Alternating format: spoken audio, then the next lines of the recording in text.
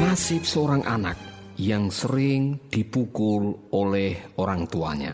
Masih bersama saya Paulus Wiratno dalam acara Making Life Better. Saudara pendengar, kita masih bersama dengan tamu istimewa kita, yaitu Bung Abraham Suteja, yang kemarin telah menyaksikan bagaimana dia diberikan oleh orang tua kandungnya kepada orang tua angkatnya dengan harapan untuk menjadi lebih baik. Tapi ternyata di tangan orang tua angkat, justru bayi Abraham Suteja mendapatkan kekerasan, aniaya, pelecehan-pelecehan yang membuat Abraham Suteja bertumbuh sebagai pribadi yang sakit hati. Nah, mari kita akan mendengarkan lebih lanjut bagaimana kisah demi kisah perjalanan remaja Abraham Suteja. Apa benar dia sering dipukul mulai dari umur 5 tahun sampai umur 15 tahun? Mari kita akan dengarkan. Sampai saya umur 15 tahun pun saya masih dipukul. Termasuk adik-adiknya, keluarga dia. Untuk mereka larang saya tidak sekolah, otak kecil saya dipukul. Walaupun itu saya tidak salah, mereka cari, tetap saya dipukul gitu. Jadi di keluarga angkat ini ada berapa saudara? Kakak atau adik angkat ada berapa saudara di situ? Kalau anak setelah saya ada, baru mereka punya anak. Karena dulu mereka belum punya anak. Saya duluan, lalu mereka punya anak sendiri namanya Mona. Gitu.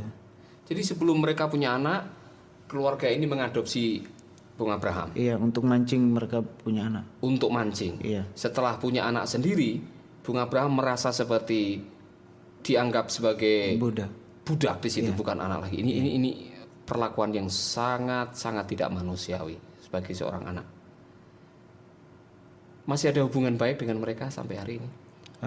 Kalau sekarang setelah saya dipulihkan Tuhan, masih saya bersyukur. Saya pernah pulang tapi tahun 2003 saya tidak tidur di situ karena saya sudah duluan sampai ke rumah orang gitu.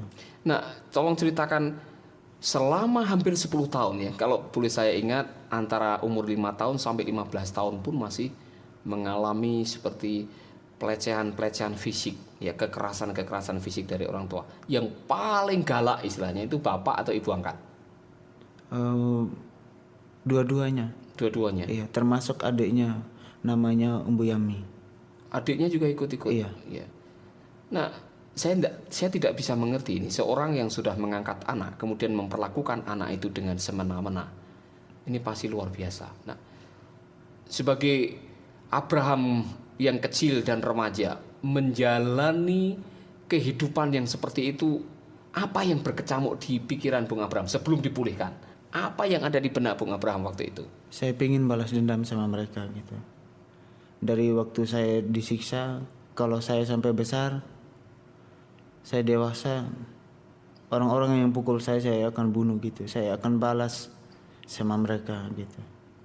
Siapapun itu saya, yang pokoknya yang pernah menyakiti hati saya gitu. Saya sudah janji di dalam hati saya gitu. Tadi Bung cerita bahwa ada peristiwa di mana Bung dipukul dan ditelanjangi. Ada enggak pelecehan yang lain yang sifatnya Bung seperti itu terekam begitu kuat di benak Bung sehingga sampai hari ini pun kadang-kadang masih muncul itu dan kemarahan itu masih ada? Itu saya yang paling saya merasa sakit itu kalau dikasih telanjang ditaruh di jalan. Waktu di rumah adiknya sama di rumah orang tua angkat saya sendiri. Umur berapa waktu itu? Saya tidak begitu ingat, tapi itu yang saya alami gitu, umur saya. Mereka taruh di jalan, kasih telanjang, lalu biarin anak-anak sekolah tonton saya. Lalu saya diolok-olok. Sempat sekolah enggak? Saya enggak sekolah. Enggak sekolah sama sekali. Saya hanya sampai kelas 3 SD. Saya enggak sekolah.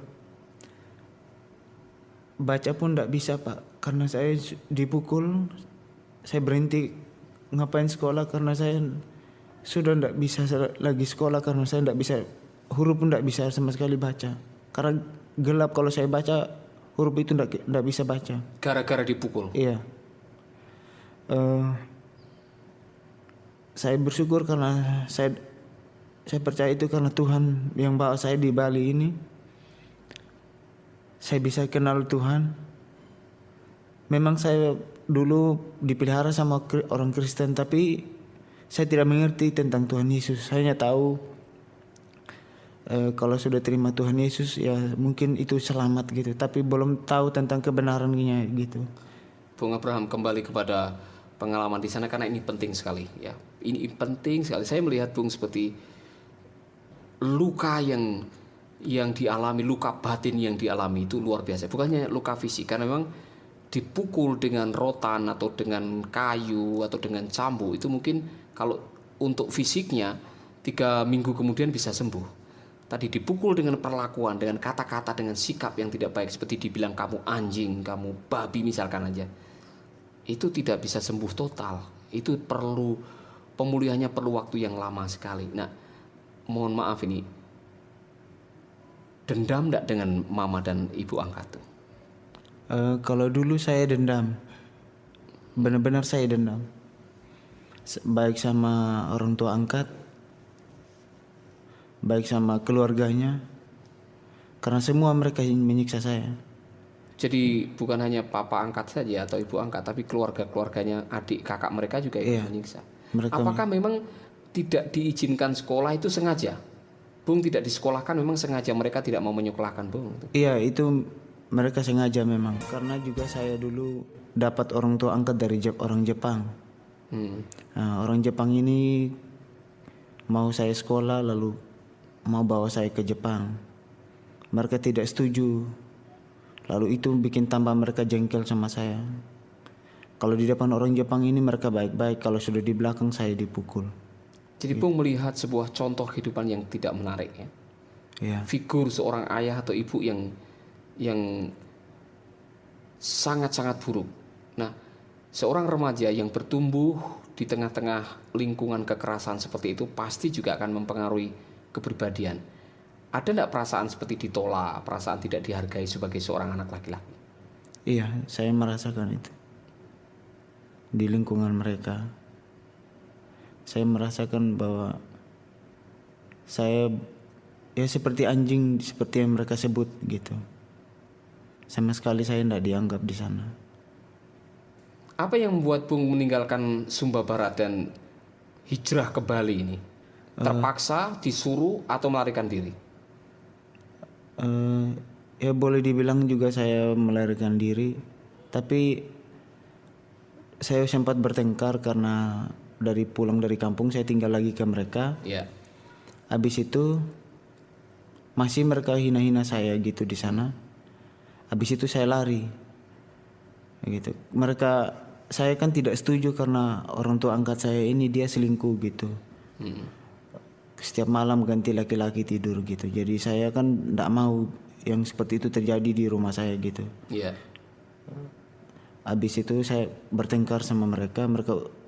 Saya keluar dari rumah itu. Saya kos sendiri. Saya cari kerja. Saya jadi konjak di sana, konjak bemo. Habis itu saya kerja di bengkel sampai saya bisa bawa mobil. Setelah saya bisa bawa mobil, saya disuruh sama ada orang Sabu di Sumba. Dia bilang, kamu mau ndak kerjaan di Bali? Dia bilang gitu. Jadi saya bilang, oh saya mau. Tapi waktu itu saya lagi kerja bangunan di Loli Atas. Saya kerja bangunan. Habis itu saya terima aja. Tapi kerjaannya saya itu belum habis. Karena sudah mau berangkat. Saya minta izin sama teman-teman. Lalu saya nekat datang ke Bali. Padahal saya juga belum kenal semua orang di sini. Jadi betul-betul pergi ke Bali sebagai sebuah petualangan ya. Iya. Karena tidak tahu siapa-siapa gitu. Iya Pak. Bagaimana sampai di Bali?